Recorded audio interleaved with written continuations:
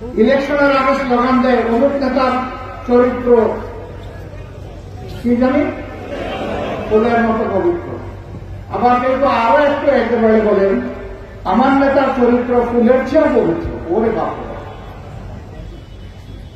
হ্যাঁ পবিত্র তাকে কয়েকদিন ওই কয়েকদিন ইলেকশনের রেজাল্ট হওয়া হতো। লোকে বলে আগে এসে আমার জিতা বাপের কবর জিয়ারত করতে চাই, আমার মন জয় করার জন্য বলতো আসেন আগে চাচার কবরটা জিয়ারত করে আসি, তারপরে আপনার সাথে কথা বলবো।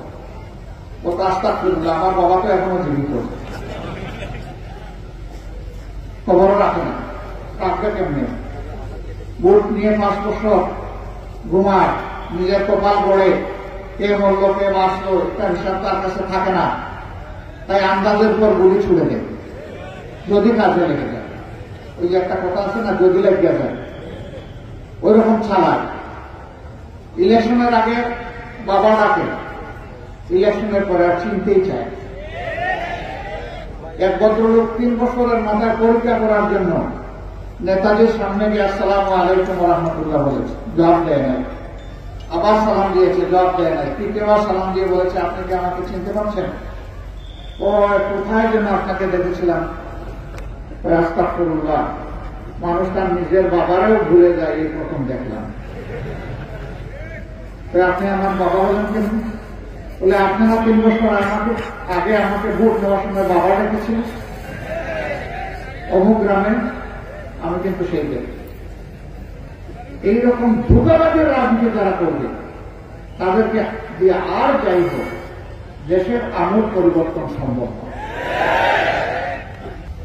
তোমার কাজ তুমি মনে করো না প্রকাশ্যে কিংবা গোপনে শক্তির বলে দাপটে তুমি যাই করবা সব কিছু সঠিক নয়।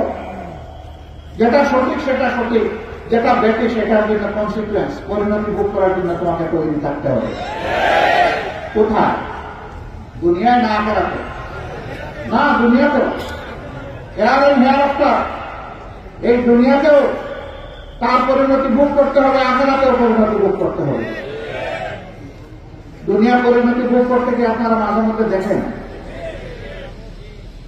সুপ্রিম কোর্টের একজন সম্মানিত বিচারক, তাকে কি আপনারা কলাপাতায় ঘুমাতে দেখেছেন?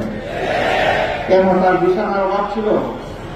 না, বরঞ্চ তার সৎ সাহসের অভাব ছিল, সততার অভাব ছিল, মানবতা বোধের অভাব ছিল, স্বচ্ছতার অভাব ছিল, সুবিচার দেওয়ার অভাব ছিল।